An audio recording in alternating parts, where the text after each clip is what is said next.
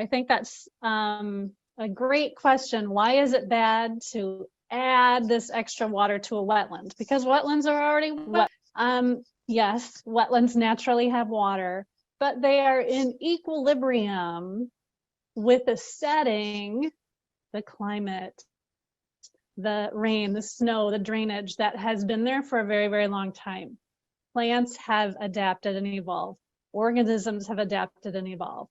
The wetland is not used to this massive influx of much colder water, especially in the middle of summer. That cold temperature could be problematic for some organisms and plants. Not used to potentially different chemistry. And so it has an effect on that surface wetland. It's going to change it if it's left unaddressed.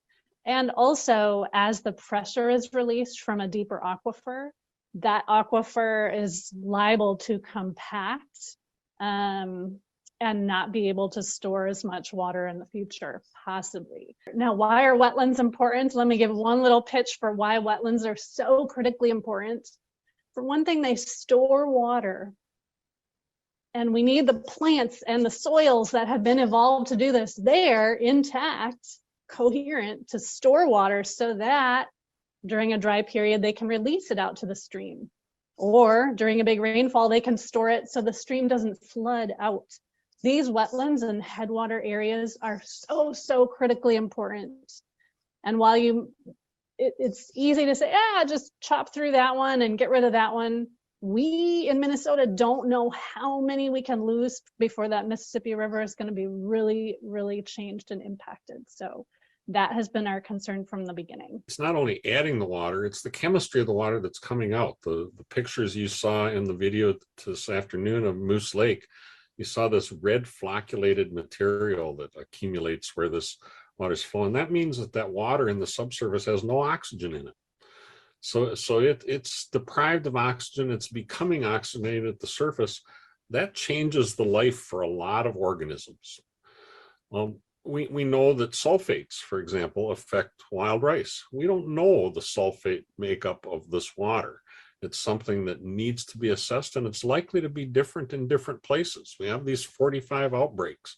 They all could be having an impact in that regard. And we didn't talk about the fact that the pipeline cuts off the flow. In LaSalle, we have this wonderful wetland that now we have a cement wall that cuts off the natural flow that's equilibrated since the end of the glaciation, 13,000 years. And now that wetland down gradient has been robbed of that. These water-dependent ecosystems are being destroyed up and down the line, up and down the hill, up and down the river. Thanks. I guarantee you that not many people know that the aquifer breach is still leaching. It's very remote land that is very hard to get to. And, I have this study, and it's from the USGS. And they have like almost 12 studies in here that prove that uncontrolled aquifer flow onto the land kills wild rice. And they're allowing it to continue. And the way that I'm reading these maps in here is that it's flowing straight towards all of our rice lakes. Mud Lake didn't have any rice on it. They call it Miller Lake on the maps. Didn't have any rice on it last year. Dead fish, barely any rice. Rice portage, sparse rice. And we've already been under attack since the early 1900s trying to dewater our wild rice lakes. And it honestly just feels like the same coming of another Calvary. It's just a corporation. And they're going to drain our rice lakes. And last year on Fond du Lac, we weren't allowed to rice on our lakes. First year ever, one of the elders said around here. First year ever, they didn't allow for subsistence ricing. And me and my husband had to go off-res and find lakes that we'd never riced in before to try to rice and gather some, and we barely ended up with enough to feed our family until the next ricing season. And now we're finding that the aquifer is still flowing out onto the land right into our rice lakes and changing the pH level and the nutrient level of all the water around the wetland. and there's nothing being done about it. Fond du Lac still has their FAQ sheet saying it's fixed, not another word.